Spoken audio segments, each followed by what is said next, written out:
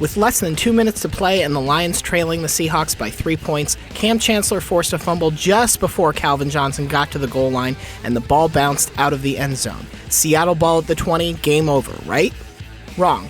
When the ball was still in the end zone, Seahawks linebacker Wright pushed it out of bounds intentionally, which should have been a penalty for illegal batting. The NFL's rules are really clear on this. If the ball's loose in the end zone, players can't bat or punch it in any direction. So Detroit should have gotten the ball back with 1st and goal, since they were the last team to have possession. The NFL admitted the refs got the call wrong, and Wright conceded that he batted the ball out on purpose. It's an obscure rule that rarely comes up, but yeah, Lions fans, you got screwed.